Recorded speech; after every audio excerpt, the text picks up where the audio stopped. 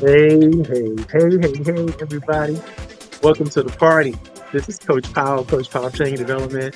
I am loving the opportunity to bring some of the most talented people, some of the greatest ideas to small businesses all over the country, all over the world right now today. Let me see if I can't turn this music down so we can go ahead and get this party started.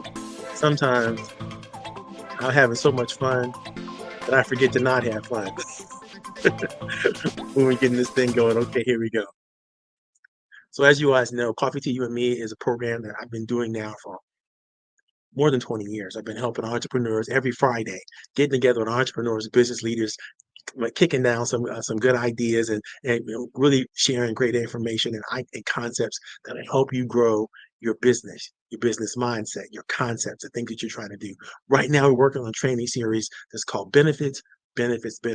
We're talking about every opportunity that you can to share the benefits that you provide, receive the benefits that you need to provide, and communicate those benefits effectively so that people can understand what they're dealing with when they're dealing with you. For the last couple of weeks, we've been going over the four quadrants of wealth we're talking about basically the things that you need to do to create and maintain wealth.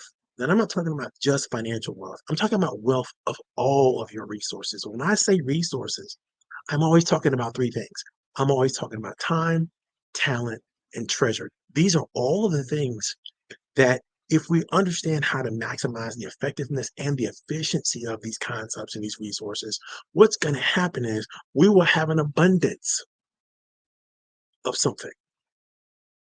The more you practice, the more you train, the more you develop your talents and skills, you become abundantly available and abundantly capable with your talents. The more you accumulate, the more you conserve, the more you're able to save, invest, grow a harvest from that investment, the more financial resources you'll be able to have. That's the treasure that you'll be able to accumulate, no tangible, accountable kinds of concepts and ideas. The more you're able to work effectively and efficiently in the time that you have, the more time you do have to dedicate to other ideas and so on and so forth. Now, all of these resources can literally be leveraged to create more. So whatever you have in abundance, and everybody has something in abundance, right? Whatever you have in abundance can be shared. It can be leveraged because whatever it is that you have in abundance is probably people who need that. And that becomes your power. That becomes power for you to trade. That becomes power for you to become effective. We're going to talk about that. We're going to talk about that in all of its permutations today. We're talking mostly, though, about generosity. And how do you use generosity to grow more for yourself and to help accumulate more for others? How do we get the generosity reciprocity model moving, right? We're talking about the more you give, the more you get, the more you give, the more you get, right? That's the law of reciprocity in work. How do you make sure you tweak that thing so that it's actually working more and faster in your favor? There are intelligent ways to do that, and there are not intelligent ways to do that. We're going to cover all the aspects of that in today's workshop. You're going to walk out of today's conversation with examples of how you can do this and do this exceptionally well. Now, I'm not in this alone.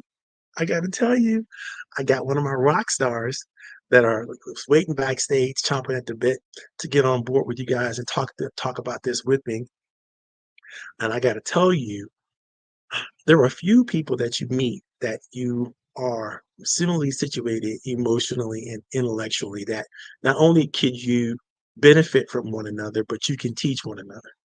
And, Michelle GI is one of those people for me. She's the kind of person that, I can look up to, but I can also collaborate with, and I can also get, so much more from, because her perspective is not always my perspective, but it's always spot on, and it's always a perspective that I can have a tremendous amount of respect and admiration for. And so I'm so proud that she decides to spend this time with us every once in a while when she's available, she's in town, and her time is precious and valuable, and I surely appreciate it. I'm so glad she's able to spend some time with us. She's a genius in the government contracting space, not only in the government contracting space, but in the understanding how and why to do business with the government. She has run millions of dollars of government contracts, literally in her lifetime as an Air Force veteran, and also within the organization she works with today. And she's a brilliant person to understand, to get to know. If you get the chance to get any of her attention, I promise you, it's going to be a gift, almost like a gift from God. It's going to feel like that. I promise you, when you get it, you'll be like, "Oh my God, where?" It's almost like sunlight just shine on you for the first time, and you be like, "Wait a minute, I didn't think sunlight could be this good, but it is. Oh, it's so good."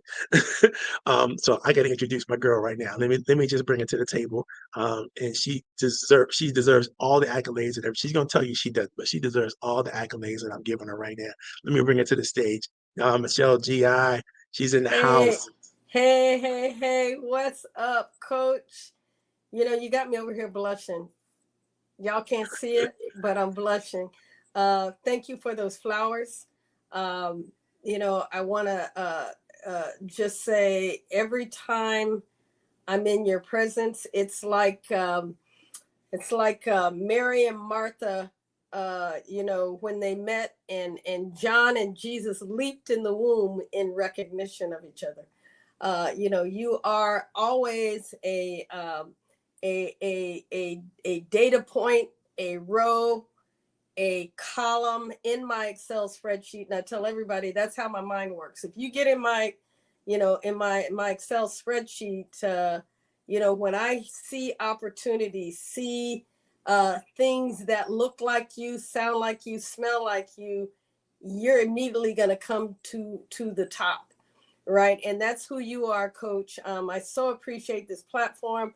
I'm streaming to my profile too, so combined, we should be hitting a couple out, like just a little bit short or a little bit over 50,000 people together. That's just on LinkedIn, not including Facebook. But let's talk, brother. You know that I believe you reap what you sow, but not necessarily where you sow. And so I'm a giver, oftentimes to a fault, but I never question God. I never question the cycle or the principle that you give what you get. Not necessarily, I think the correction is we don't necessarily get in the place that we give, and that when you add value to people, it is an investment in the universe, and it's an investment in your ecosystem, and that thing just comes back. So honored to spend some time. Let's play what I love the most, and that's called intellectual tennis. You throw something over the net and I'm gonna hit it back. Here we go. Here we go. I'm about to toss them over the net. I'm gonna put you backstage for a little bit. We're gonna get this party started. Listen, guys, we have got so many wonderful people, so many talented people that'll watch the show, that watch the show religiously, and they're always there. One of my favorite, Nancy White's in the house. She just throw just want to put a nice little something in the chat right now. Just want to share that with you. Nancy's another one of those geniuses that I get a chance to hang out with and have in my life. I'm so glad that she's here. Thank you so very much for coming on board today, Nancy. Luke, do me a favor. Everybody who's watching it, if you have a business of any type, put your information in the chat. Let people know how they can get in contact with you. Any questions, any thoughts you have, throw that in the chat. Let's keep this party going, because this, by the way, is being broadcast on Facebook, on YouTube, on LinkedIn, now on Instagram. And you can go back and watch any of the shows in the past that we've done over the past since COVID started. So that means almost 3 years now we've been doing this every single week. That's more than 150 shows already in the can. All right. So there's tons of information out there for you, tons of things to go back and watch some of the good stuff. If you have a favorite show, if you have something that you want to hear a repeat of, you can always go back and catch it. Or if you want or have a new concept, a thought, an idea that you want us to share, go ahead and put that information in the chat. I review the chat, we talk about the chat. And if something I can't answer or something that you need to have, I probably have somebody, a specialist in my network I can bring to the table for you. So, let's not be shy. My contact information is right here. By the way, I gotta say this moment, as in every other thing that I'm doing right now, is sponsored by my fraternity brother, Phi Beta Sigma. These brothers are phenomenal in terms of business. Where we get known within the D9 world, for those of you who understand the world of all of the traditional Black Greek organizations, where we are known the best is for handling business. In fact, our first national program was the Bigger, Better Business Program. And this business program always is about uplifting and trying to create energy around the small businesses in our communities. And so this is one of those efforts. What I'm doing right now is co-sponsored by my fraternity brothers. Wonderful organization, wonderful chapter. I love belonging to Phi Beta Sigma fraternity, and it's great for business. It's great for business in terms of my own personal business, but it's great for business in terms of your business. And so what I mean by that is anything you have going on in your business that you want to share, post the information in the chat. This is a business friendly environment. We're not sitting around saying you can't sell your product, you can't talk about your events, you can't do blah blah blah. You can't. We have less you can't and more than you can. What you can't do is be profane, talk about things and do things that are not of good service and good value, or we consider a societal no-no, right? We don't do those things in this environment, in this space. In fact, I don't do those things at all. But for some of you all, hey, I can't speak for you. You do what you want to do in your life, but don't bring that noise up in here. So we're gonna try to keep it clean, keep it crisp. But whatever you put in the chat, as long as it's legitimate, I will leave it there, and discussions will be had around your ideas and your thoughts. So please engage with us. I'm going to ask you a couple of 4 quadrant questions. It's a new little technique I learned. It's not new to a lot of people, but it's new to me, and I think it's a lot of fun as we present our topic today. Today we're talking about um, generosity, what it means to be generous, and uh, how important it is to your wealth accumulation and to your wealth maintenance to become generous. I said earlier to you that we all have various aspects of wealth that we are working in our daily lives. Sometimes it's our spiritual wealth, sometimes it's our personal wealth, sometimes it's our just financial, sometimes it's corporate, sometimes it's wellness is a form of wealth, right? So there's so many different forms of wealth. I could go on forever, but I won't list them all. There's so many forms of wealth that we have, and all wealth can be leveraged. It can be creative. It can be used to create something more. It can be used to expand and to do it. And I believe we all are blessed with some form of talent, an opportunity to use our time, and some small modicum of treasure that we can engage and invest and resupply ourselves and others. Right. So it's important that we understand what generosity is and what generosity can be to our wealth building and wealth maintenance strategy. And so we're going to talk about some of those ideas and some of those key concepts.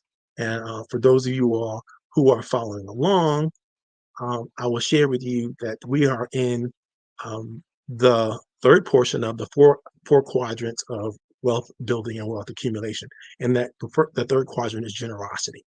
You know what? I'm just going to go ahead and tell you what the other ones were, so that you can stay, if you're paying attention to the document that's posted um, in our um, all of our advertising here, and it's a free download. You can go and get that if you're watching us from LinkedIn, Facebook, YouTube, or Instagram. You can go get it from the original post. Um, the whole benefits training manual, which will be updated even at the end of these presentations, and when I get to probably the 20th steps in this whole thing, but somewhere around there, I'll probably have the whole document ready to go, the newer, updated version ready to go, but the older version is online and available for you for free right now. So the 4 quadrants of foundational wealth are respectability, excellence, generosity, and prudence. Week before last, we talked about respectability. What does that mean? And before that, we talked about excellence. You know, right? With how do you use excellence, and both in terms of your expectation of receiving excellence from others and giving excellence to others, right? Now we're talking about generosity, and when we're talking about generosity, you kind of first of all understand what generosity is, and it's not this, you know, give everything you can to as many people as you possibly can. I'm not talking about that indiscriminate, undetermined level of generosity. I'm talking about a specific kind and specific thought process and concept behind generosity that will help you accumulate it more. I'm talking about the kind of contribution, the kind of investment that you could share with some kind of discernment with others that will come back to you tenfold.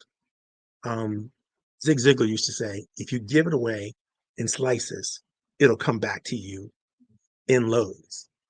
But like Michelle indicated earlier, you've got to be careful about how you use your God-given talents and your gifts and your wealth and your strategy, how you invest those things, because you could just be throwing seeds on stone and on concrete, and they're not going to take root.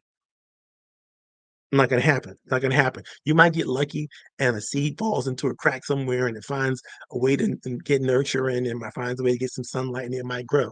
But in general, you got to be careful. You want to sow on in some good fertile ground, and then you want to nurture what you've sowed really, really well, with some fertilizer and making sure it gets the proper, hydration and sunlight. And then you can reap a harvest that is abundant, right? So you have to think about that. You don't get abundance from just indiscriminate activities and so on and so forth. You get abundance from well discerning, intentional things that you do. That's what we're going to talk about. We're going to start you off with a quote. This is a quote that was written by Elizabeth Gilbert, who wrote Eat, Pray, Love, One Woman's Search for Everything. Now, for those of you who have read that book, I'm telling you, it's really, really good.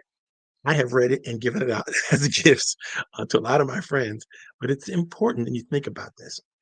This is about generosity. In the end, though, maybe we must all give up trying to pay back the people in this world who sustain our lives.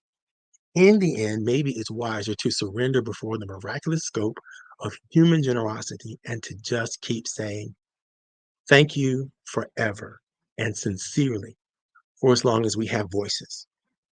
I love this quote because Elizabeth Gilbert was saying in this quote,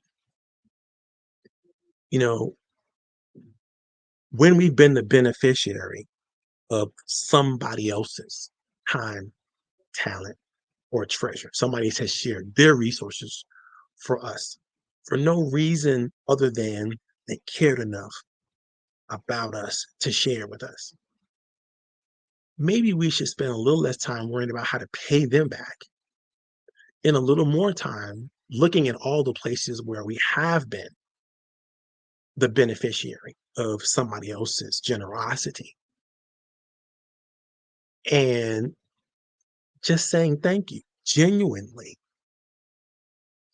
for the gift, for the sincerity, for the honesty, for the love, for the caring, for the attention.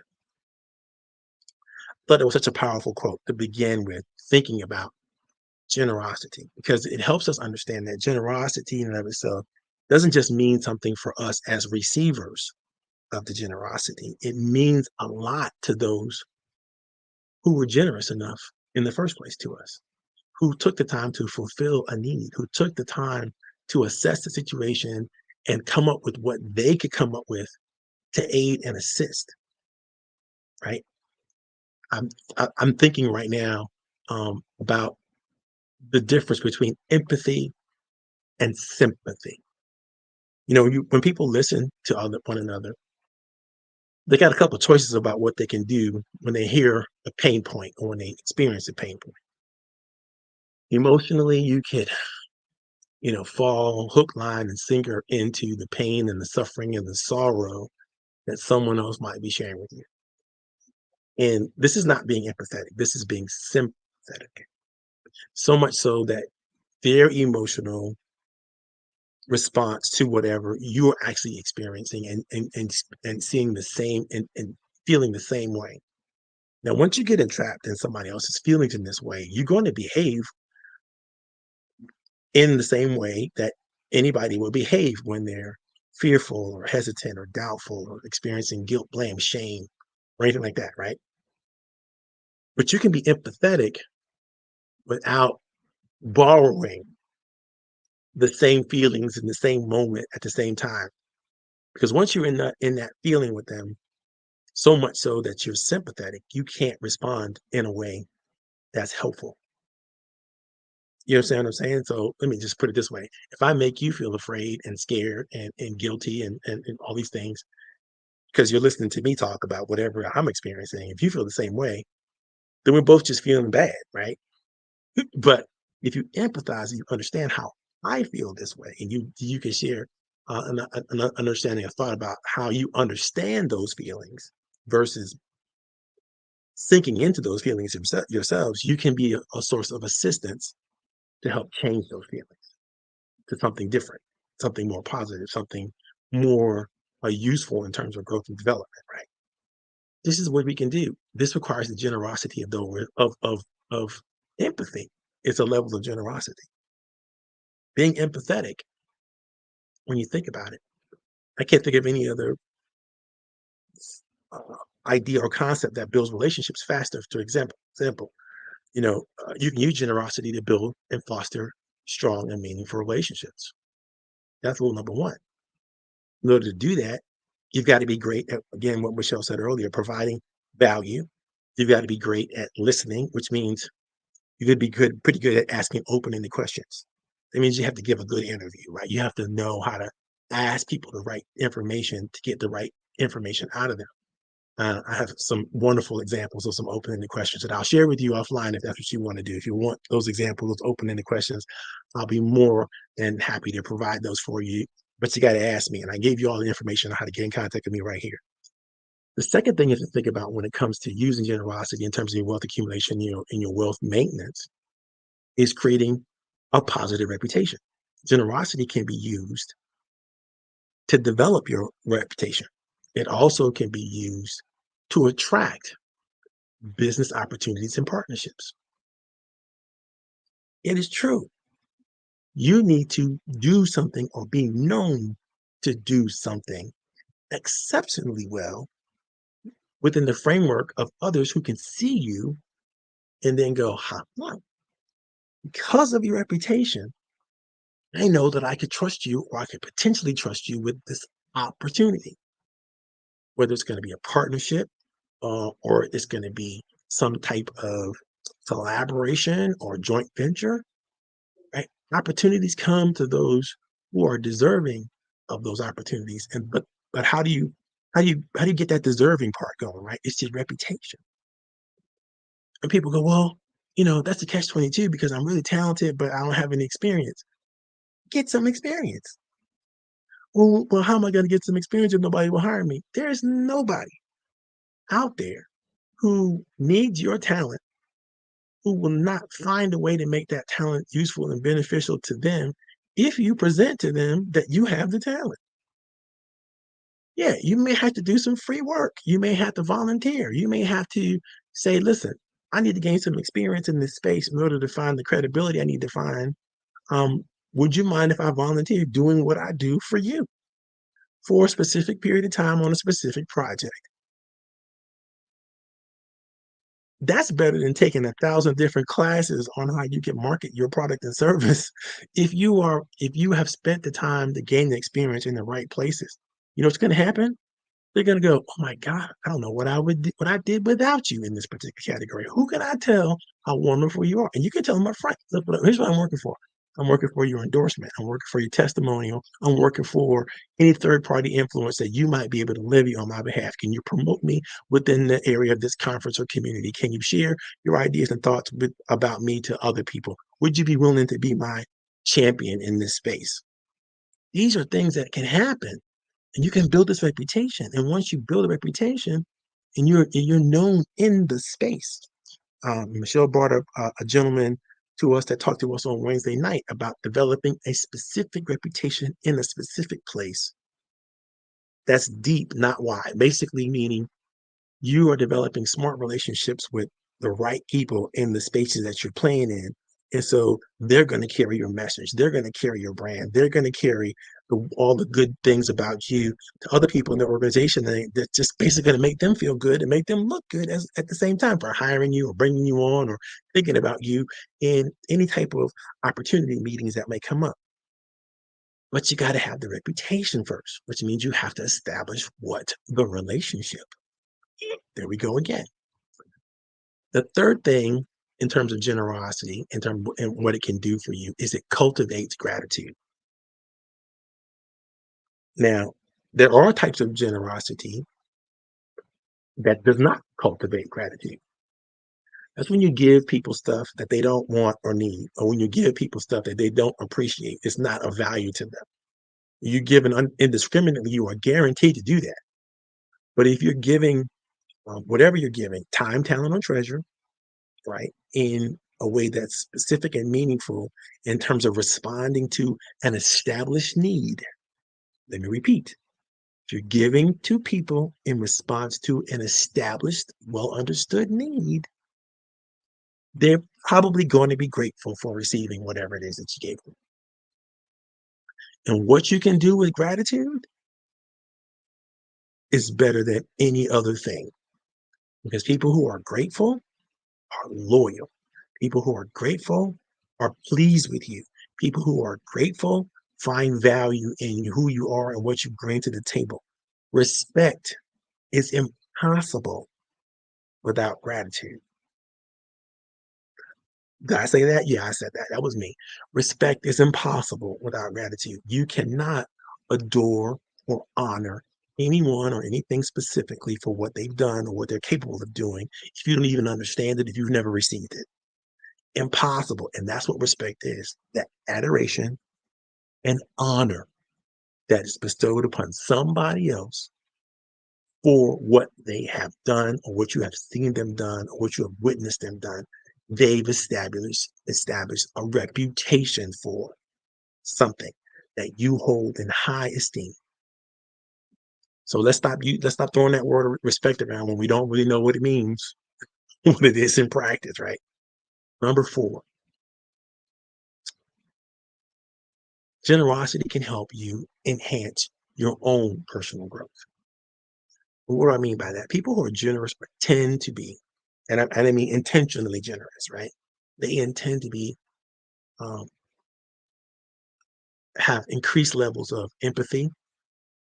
They have increased levels of self-reflection and increased levels of a sense of purpose. Right now, when you have empathy, self-reflection, and a sense of purpose all together, growing at an increasing level, what tends to happen is you see dramatic resources and opportunities come to you through your leadership skills and your overall effectiveness. But the thing that gets that pump is your generosity, your willingness to pay attention to others, your willingness to respond to their needs, your willingness to give from an abundant heart. All of that sparks that energy where you can grow and become a better person, where you can grow and see yourself becoming a better person. That's that self-reflection piece, right? And then deciding for yourself with a sense of purpose and connection to that purpose, how you're going to lead and grow in your life. It's an amazing thing to see it happen when people reach a level of maturity, when they're willing to do the things that they're willing to do because it makes sense for them. And that's the primary reason.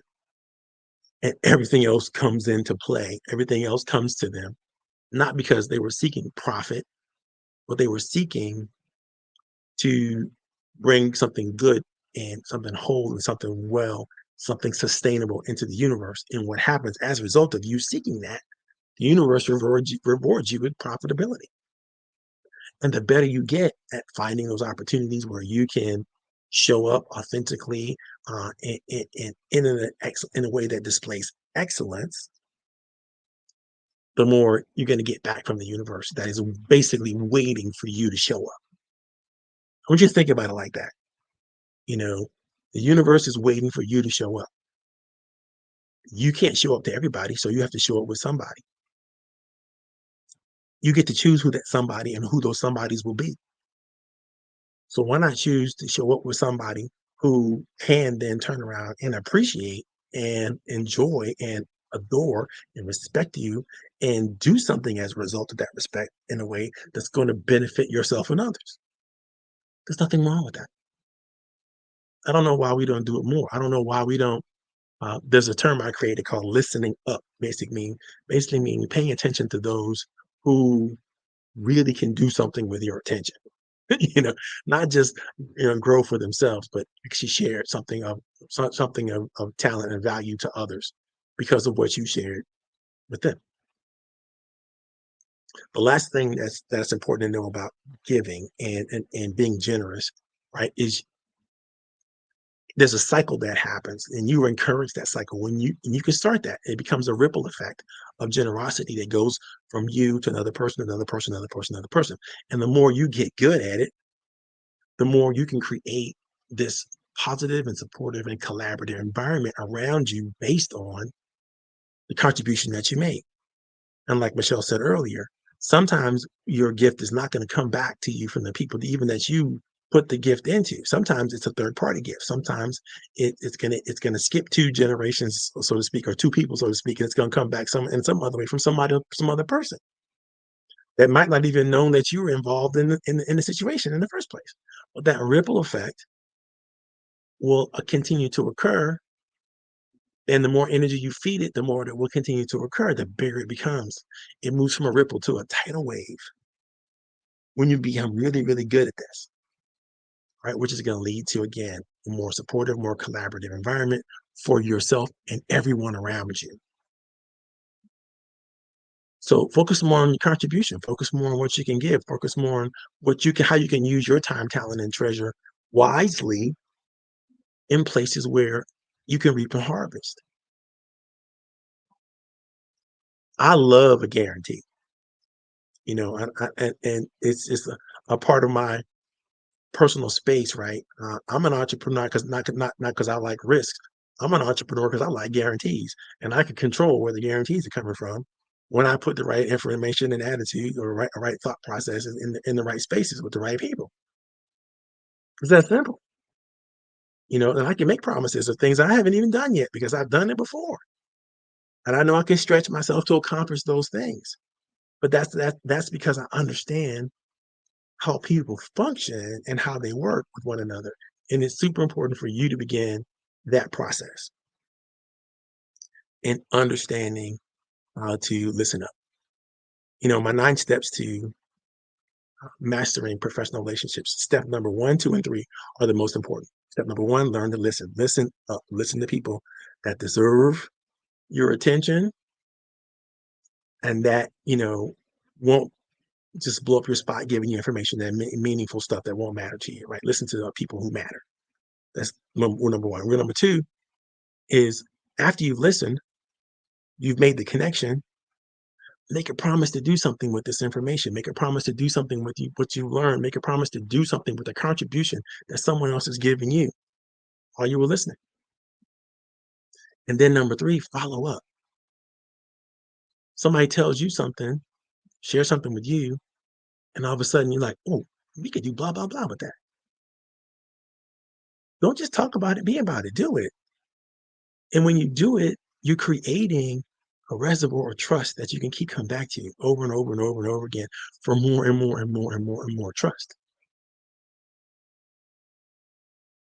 That's really the golden secret to everything that I ever teach when it comes to professional and business relationship. Listen up, promise, make promises, and follow up. If you do those 3 things, I promise you'll be golden. Now, there's 6 more steps that if you do all those steps, you're locking in big time success. But we'll talk about those a little bit later. All right, I'm going to bring GI up and get her feedback on some of the stuff that we talked about and answer any questions that you all may have in the audience. Anything that you're thinking or you'd like to hear more information about, feel free to put it in the chat. I really look forward to engaging with you in this way. A lot of times people don't take me up on this, but the chat's going to be there even when we close the show. And so it's great information. You may be surprised, even if I can't answer your questions, who might get to answer your question. And that the need that's not met is probably the need that isn't spoken for. So speak up for it. If you guys got a question, thought, anything you need, put it out there in the chat. Let's see what happens. Boss, good to see you, Michelle. Hey, I'm busy in the chat, man. I'm enjoying. I'm putting my notes and thoughts in the chat. I was like a student up in here taking notes. This is amazing. So many you're not getting the feedback, are you? No. Okay, because I'm live on, I'm making notes as we're talking. I hear you. But so many things. You know, one of the questions I wanted to ask you, Coach, is what makes people more generous to some than others based on your years of experience? So it just, I think you already know my answer to this question. People like each other for whatever reasons they like each other for. If they like you, they'll give you the benefit of the doubt. They'll go to the mat for you. They'll sacrifice for you. Likability, man, is a big factor in that. The person who is genuine about their need and asks is probably going to get that much more than the person who tries to find the slickest ways to do it. Mm, mm. You Okay. know, I just happened a couple days ago. There was a brother um, out in the street begging, Mm. and he said, "Brother, I don't know if you have anything that you could share with me today, but I really could use, a helping hand. If you can give me anything, I would really, really appreciate it." He wasn't just holding up a sign. Mm. He didn't just dress the part. A lot of people you could tell, it's like, wait a minute, you got some nice shoes on with Yep. this old beat up outfit, like, I, mm, Mm. I don't know Mm. how you came up. How'd you come up with these $300 Jordans? But you out here begging. I got some suspect to that, But the brother was genuine, and I was like, okay. I stopped what I was doing, pulled out my wallet, found if I had any cash in there, I gave it to him. Why? Now, What made him because he different? was genuine. I didn't see any dishonesty in his approach. He had a need, and I had the ability to fulfill that need.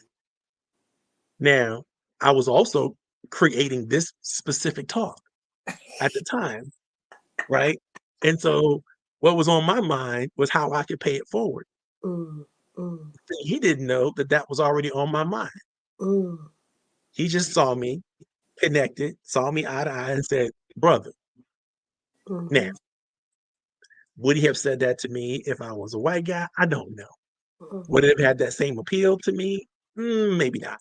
Mm. But something about him, I said, wait a minute, I see you.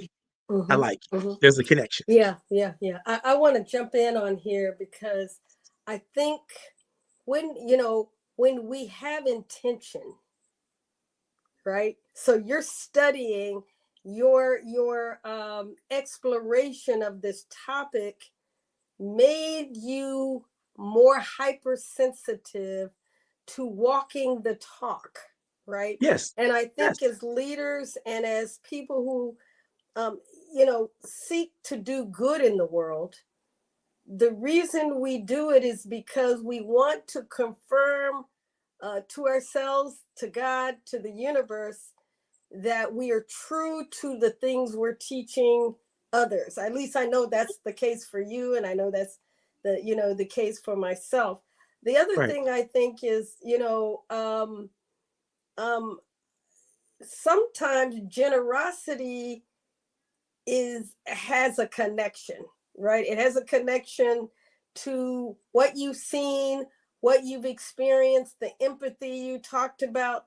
But the connection I really want to discuss with you is the connection that when we are generous, we don't let it go. What do you mean? Meaning, when we give it, we're still tied to it. Oh, oh, I hear you. I hear you. I hear you. That we're tied to See, it. And so our hesitancy to be generous is this a good investment? Will this turn out the way I think it should? Um, is it um something that when I give it, I kind of sense that it will end good? You know, it's like the case that you talked about with the brother. You gave to him because you something in your connection made you think that that was a good investment and that it was going to help him in the way that that he needed. You didn't it had you had any sense, I know I'm this way, that it was going to turn out bad or that it was going to go for something bad, makes you hesitant to give. And we're using the homeless guy scenario, but the right, same scenario can happen when we're seeking to contribute or be generous with our knowledge with people, our money with people, our time. That generosity doesn't, the scenario doesn't change in our connection to what right, will happen when I give it, right? right. Right, right. And there's a discernment there. Mm, And there's mm, actually two thoughts from that question that I had to share. One is discernment. As you grow older and wiser, you become more discerning. It doesn't take age, right? mhm, But it does take mm, experiences. mm. So the more experiences that you have um, with being generous, the more you learn how to be appropriately generous, Oh, I love that. right? So that's thought one. Thought two is, you know, you don't give from your scarcity, you give from your abundance, right? So if you have it to give abundantly, now's when you really have to be careful because if you have it in abundance, then you're not likely to be as discerning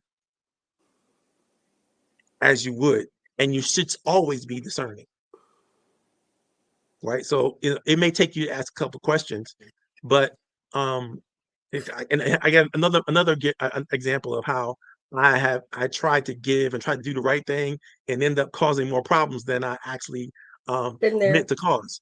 been Um, there, done there that. was Hmm. there was two young ladies um, begging for money outside of a store that I was going into because I had to buy a quick little notebook for a presentation I was about to give, and they were both out there. They both, one was a little younger, one was a little older, but both clearly homeless, right? And clearly needing some help. And they were both begging for money. And I'm like, listen, nobody owns a street corner. I mean, you are at the same corner. They're right outside the same store, same door front, and I was like, I can't give to one, not the other. So I decided I'm gonna give to both of them.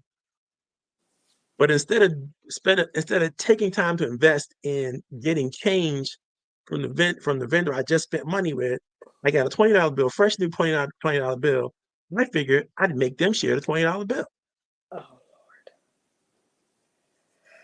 And I wow. said, listen, I looked through one, I said, listen, I want to give you this money, but I want you to share it with this other sister right here. And it ended up causing an argument between those two about who was more deserving of this $20. Mm. And they end up fighting with each other. And then the one that actually didn't give her $10, she gave her like $5. And I just created this. I did it. It was me. It was my energy that created this animosity. They already had the animosity, obviously, but I escalated the situation instead of by trying to do something benevolent. They both were mad, Mm. you know. And had I thought now the next time this occurs, and I want to give to two people, I'll just make sure I give to two people what I want to give to each of them, and I want to Exactly. get them involved with the situation. But that's now Exactly. what that was the experience. Right? Exactly. The experience taught me to do it differently next time. Wow. Because I could have just done that, right?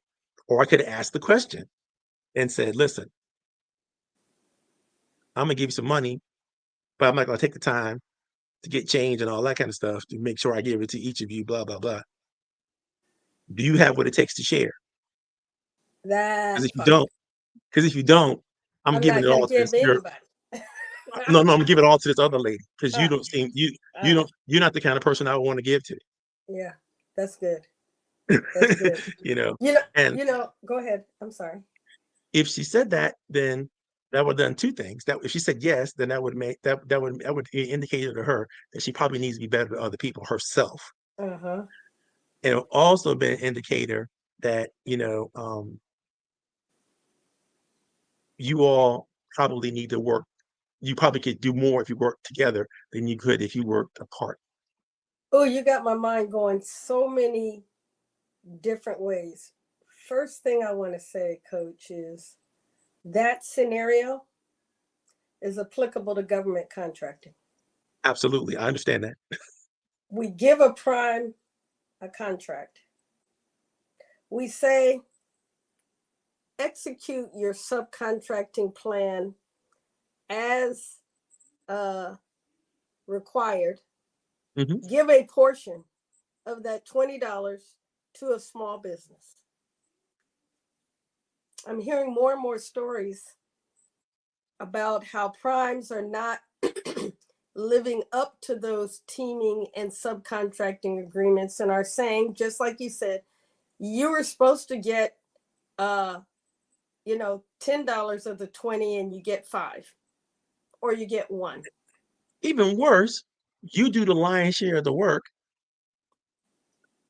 and they want to pay you significantly less than they received on the contract. I'm like, time out. Yes. Last time I Yes. checked, Yes. fairness. Yes. I understand equity and fairness are not the same thing, right? Yes. But fairness fundamentally is when you promised me that when you hired me out, you put my Mm-hmm. name on this Mm-hmm. contract, or you said that I was going to Mm-hmm. come along with this contract. Mm-hmm. You're going to pay me a Mm-hmm. pittance. Mm-hmm. And it's because of the lack of accountability, right? And the lack of Right. accountability and the power of being large. Small businesses, I was having this conversation with someone yesterday, don't have time or money to take people to court. Most Right. lawyers will tell you teaming agreements are not worth the paper they're written on. Unfortunately, yes. Unfortunately, and what's more unfortunate is that subcontracting or teaming is a great business development strategy for small businesses seeking to expand their business, where they bring a capability, they bring a capacity, but they don't have the ability to you know to do it on their own. So that was one. I did want to bring that up. But the other one where you talked about, how much energy you give and where you give it reminds me of General Electric. This just tells you how much, it is Who? generosity. I don't even know that company. What are you talking about? General Electric? Who Oh, you talking come about? on. I know they're out of business now, but you know, for the young I got a folks, few gray hairs. I get for it. the young folks, General Electric used to be huge. But you know, my mind immediately kind of works in acronyms or acrostics and so I thought about generosity energy because you talked about when those of us who are operating in abundance or overflow, guess what, we have a tendency to be more generous because we have it to give. Well, as I've gotten more older and wiser, I'm now into energy management, which equals General Electric generosity, the energy of the amount of generosity I give. I have to be careful because there are people who are drawn to you because they know you're operating in abundance. They know that you are generous. And so if they can come and take it with no, they just want to say that they they were in proximity. They just want to say that they got something, but it doesn't necessarily mean they're going to go do something with it. And it's funny because I was talking with a young lady who, who had followed me and said, "Oh, I did this and this and this, and I'm on this team for this amazing contract." And sometime I get very focused, like laser, and I said, "Yes, but do you have any work?" And I went into my speed coaching, I call it interrogation, right? Because I try to get down to, okay, are you really making money? Like, Right. so Right.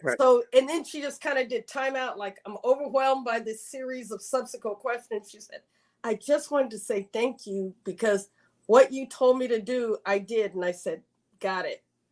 And later on, I sent to her a message that said, "Congratulations, you're on your way.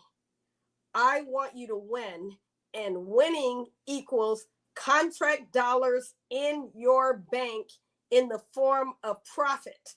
So please don't misunderstand my questioning, that I'm trying to negate the point of success, the hurdle you overcame, but it ain't done until the Benjamins hit the bank, baby." Yes. Yes. You Yes. know? Yes. Yes. Yes.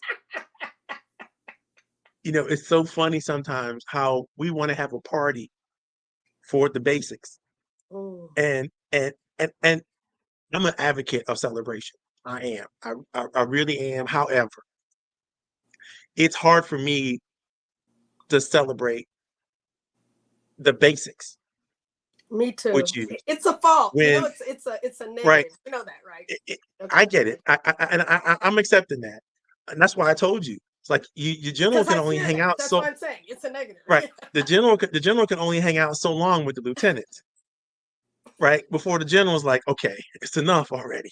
It's just you don't really get it. I mean, and you get what you get, and that's good for you. But you got a long way to go, and a long way to grow. Mm-hmm. For me to have a party, Mm-hmm. for me to have a party, I want to see you make Colonel, Heller. Yeah. right? I, just because you promotable to the next level of lieutenant, that don't mean nothing. I, you want me to celebrate that success? That I make first lieutenants all day long, every day. That's no big deal, right? But if you really want me to have a party, let's talk about your plan to make full bird colonel before you retire. That Because thing. now It is. that's something that I want to celebrate. Yes. Yes. But that's the selfish part of me. Of the I, generosity. That's what I meant by there's a connection. We don't necessarily let that go. Especially when we give it to someone in proximity, right? When we oh give it yeah, away, man. like the homeless guy, you gave it to him, you may never see him again. Right. But if you gave it to someone who's close to you, where you have the ability Ooh, to see them grow or not, okay, I'm just saying there's that some brings me to a whole connection different there. conversation. How many people want to have the same party over the same thing they did 20 years ago? When they gonna let that go? When's he gonna get the next level of success? Yeah, yeah. It's like, oh, you won a contract 5 years ago. You still partying that thing? Yes. Did it lead to a second contract, a bigger contract? No. Then that was just nothing. I'm sick of people getting excited about a transaction, Yes. just one Yes. transaction. Yes. Really? Yes. Does that say you're gonna repeat? Are you coming back? Is can you turn it into 3 or 4 transactions? That's Hello. leverage. Hello.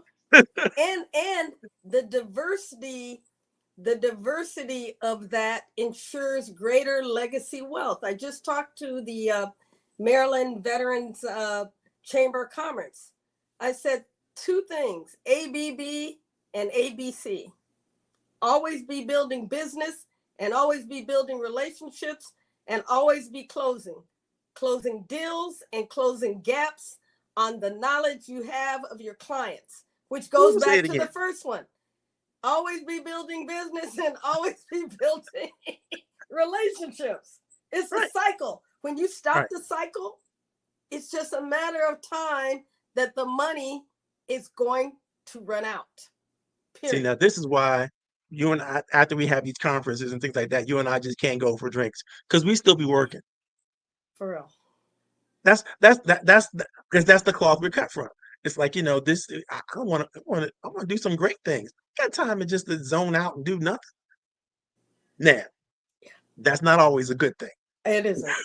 right? Because sometimes you just gotta chill out, accept people from where they are, And what not they where we want. think, right? Not where we want them to be, or think they could be.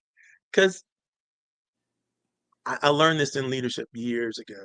It's like, if as you grow in your leadership talent, you're able to see other people's talents. You're able to see their gifts, and you're able to see where they could go. But that's not where they can't necessarily see themselves in those same spaces, in the same places, in the same attitude, and so on and so forth. And so it's important that you meet people where they are and to stretch them just a little bit, and then come back again, stretch them a little bit more, and then come back and stretch them a little bit more. You may see them here, but they don't see themselves here. So if you try to present to them like you're gonna be here, you're gonna be the next great thing in government contracting. If they're not ready to bite that apple, they're not ready to put that effort Yeah. in, Yeah. you presenting that vision to them doesn't help them get there. In In fact, fact, it it helps them, scares them. right. It helps them not want to talk to you again. In fact, it's funny you say that. I know we're supposed to be this. This is so good, so good. There are people that I have mentored that don't come back. You know why? Because they said, every time I'm engaged with you, you are stretching me and and stressing me to be something that's too hard to do. Right. And I can tell you, and I know you're the same, because we have the gift of vision, right? When you're a Hmm. visionary, you see more and before, not just in things, but in people. Right. And Right. that comes with a positive and a negative. It's a positive if that person is ready for you to also, like some of us, like for me, I have a mentor uh, that I call the 13th disciple, amazing man of God, visionary. All it took is for him to say, "This is who you are, go get it." And I was like, oh my God, I never saw myself like that. I can go do that. That's what got Right. me from '05 to '06. Because Right. I was gonna retire at '05 and be like, okay, it's good. I got further than Exactly. most. And he was like, Exactly. look at this. This is the mirror. This is what I see. This is what you can do. This is how amazing you are, how powerful you are. And boom. But there are other people that see that and go, oh my God, I can never do that. I'm not like you. That's too much. And so they run away. And Right. I first I used to take that personally, coach, because I felt like Yeah. I did something. No, I just have to be transparent. And then I Right. realized, okay, they don't see it for themselves. You can't help somebody. You can't pour into a closed vessel. You can't. There it is, right there. I love this. Listen what Nancy said about Nancy heard you. You see more and before. you know. So just want to let you know, people, but they're out there listening, right? They're listening, and it's a beautiful thing. It's a beautiful thing. Um, Often, I think generosity gets a bad rap, and sometimes because people aren't giving with intention and are giving wisely from a place where they have some type of efficacy. They're just kind of, I'm just giving, giving, giving, giving, and you know, when you get good at giving, it's hard to understand how to get that return, how to be a receiver, and how to stand up for your needs. And so I want people to know that no matter what I'm talking about up here, I'm never saying take from your storehouse and give to others, leaving yourself and your family with less than. when you need it. Mhm. I'm never going to tell you to advise you to do that. Never. I'm always going to make sure you're taking care of home, but also make sure you're taking care of others. Don't neglect home. Don't neglect yourself, your wellness, your health, mentally, emotionally, physically, or anything like that for anybody else. Because when you don't have anything left in the tank and there's nobody that's going to replenish your tank because Yeah, you haven't understood how to receive as well as how to give, then you're done. true, You're no true, longer an asset to the community. You're a liability. true. You know, And nobody. I'm Go ahead. sorry. I just somebody texted me and they said, "Oh, I need to talk to you. Can you?" And for the first time, I'm learning. I said, "I'm not in a space where I have it to give," and it and Ooh, and that's a and level of maturity, man. I and I respect meant that. that. It wasn't that they Right, weren't right, deserving. It right. wasn't that I didn't have a desire. I assessed my energy level because I've been on back to back, events and just been meeting and giving out to people and people wanting and wanting. And I was like, I don't have it to give. Right. And it was a period there. I got a whole different workshop now. That I got to put together because that is so true. You know, we have to learn how to be okay with what you just did and not feel like we're coming up short or at a deficit as a result of taking care of ourselves in that way. And I think I teach people this kind of offhandedly, but I think I have to be more specific about it. You know, putting what you need out there in the universe and in space is also a way of playing defense for people who may be takers and not givers. You know, so I always often tell people with their elevator speeches and stuff like that. You know, you have a different elevator speech for different people. You have a different elevator speech for investors, a different elevator speech for consumers, a different elevator speech for potential partners or venture people or whatever. That's Different good. elevators for different people, right? You can't give the same elevator speech for everybody because it's not going to be effective everywhere, right? So you got to be really mindful of how what's the story you're telling, and who you're telling the story to. And if that same person hears you telling a different story in a different way, they may ask you, hey, well, why did you tell them that story, but you didn't tell us that story? Because them is them, and you are you. you know, I don't tell everybody the same thing, speak everybody the same way, because everybody doesn't need or want or expect the same things. I'm trying to respond to various different needs. As my investor pitch is different from my closing sales pitch, which is different from my business relationship building partnership pitch, which is different from my I'm gonna get a referral source or third party interview or whatever that is. So I think we have to be more careful about it, making sure that we are intentional about everything. Mm, That way we can get the results we're looking for. But when mm, you're not intentional, you don't have a plan, you don't have a thought, an idea, then you're just shooting from the hip. And you're going to get whatever comes. sure, Not what you want, but whatever sure, comes. sure. And you have to figure out, then you have to sift it out and go, oh, do I want that? I don't really want that. Now I got to regift this thing. Oh my God. I Not regifting. I love it. I got to figure out what to do with it now. Because anything you have, you got to take care of it, Sure. or it's a waste, right? So you got to Yeah. figure out what to do. That means that could mean regifting, could mean just sitting on yourself and polishing it off every month or two when it gets dusty. Who knows? But the point is, we got to be careful about asking for what we want, so that when we get what we want, we know how to take care of what we want, and we can share it, we can leverage it, we can create more. But if we get too much stuff that we don't need, it just bogs us down. Yeah. Yeah. Yeah. It keeps And us from can moving forward. I'm sorry Go to ahead. cut you off. My mind was No, you know fast. what? Please forgive me. Please forgive. I gotta close the show out because we've been at this for more than an Oh, hour. It's gonna make it oh, hard to broadcast again. okay. But So for those of you all have any questions, keep the chat open, keep the chat alive. We're going to keep answering questions, but we're going to close the show down right now. Michelle, don't you go anywhere.